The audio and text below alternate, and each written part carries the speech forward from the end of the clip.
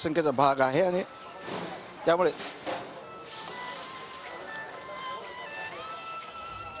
Hello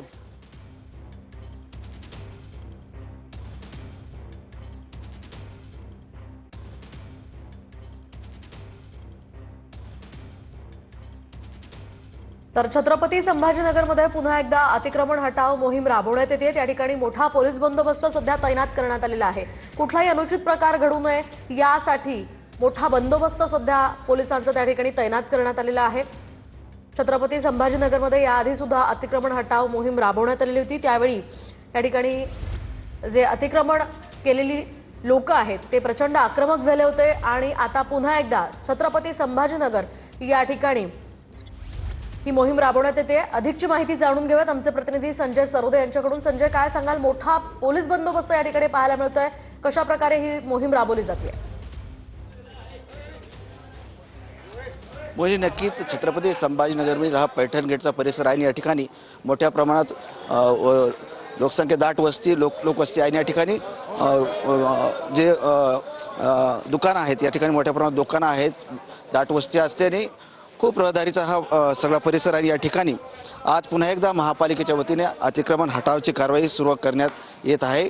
या ठिकाणी आपण बघू शकता की मोठ्या प्रमाणात बंदोबस्त लावण्यात आलेला आहे। तसेच अतिक्रमण कारवाईला अजून सुरुवात व्हायची आहे, परंतु तत्पूर्वीच लोक आपल्या हाताने अतिक्रमण या ठिकाणी काढत आहेत, परंतु कुठलाही या ठिकाणी अनुचित प्रकार घडू नये म्हणून या ठिकाणी पोलिसांच्या वतीने मोठा तगडा बंदोबस्त ठेवण्यात आलेला आहे। अगदी या ठिकाणी छावणीचं स्वरूप या ठिकाणी आलेलं आहे आणि आपण या ठिकाणी बघू शकता की महापालिकेच्या वतीने पुन्हा एकदा ही मध्यवस्ती असलेला शहराचं मध्य केंद्र असलेले ठिकाण आहे आणि या ठिकाणी हे अतिक्रमण काढण्यात येते आहे। या ठिकाणी बघू शकता की काळजीची बाब म्हणून पोलिसांच्या वतीने अश्रुधुराच्या नळकंड्याचाही या ठिकाणी ठेवण्यात आलेले आहेत। कुठलाही अनुचित प्रकार होऊ नये म्हणून या ठिकाणी मोठा तगडा बंदोबस्त आपण या ठिकाणी बघू शकता। महापालिकेच्या वतीने ही कारवाई छत्रपती संभाजीनगरमधील पैठण गेट या परिसरात करण्यात येत आलेली आहे। मोहिनी, अगदीच नक्कीच या ठिकाणी आपण पाहतोय मोठ्या प्रमाणात पोलिसांचा बंदोबस्त आहे। दुसरीकडे या ठिकाणी पुन्हा एकदा ही अतिक्रमण हटाव मोहीम पैठण गेट परिसरामध्ये हाती घेण्यात आलेली आहे। हा दाट वस्तीचा परिसर आहे।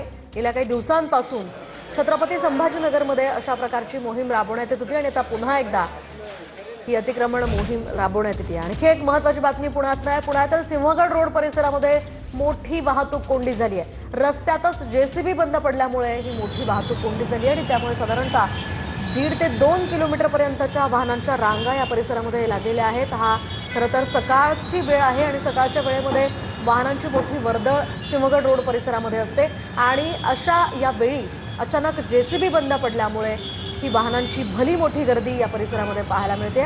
पुण्यातल्या सिंहगड रोड इथली ही दृश्य आपण पाहतोय। सकाळच्या वेळी मोठी रहदारी खरं तर ऑलरेडी असते आणि त्यातच ही मोठी वाहतूक कोंडी झाली आहे। आता जाऊयात नागपुरात भांडेवाडी परिसरामध्ये बिबट्या असल्याची भीती वर्तवण्यात आली आहे। त्यामुळे या परिसरात लोकांची प्रचंड गर्दी झालेली आहे। भीतीचं वातावरण आहे, काहीसा गोंधळ या परिसरामध्ये पाहायला मिळतोय। खरं तर महाराष्ट्रामध्ये मोठ्या संख्येने बिबट्यांचे हल्ले वाढत आहेत, बिबट्यांची संख्या वाढलेली आहे, त्यामुळे नागरिकांमध्ये भीतीचं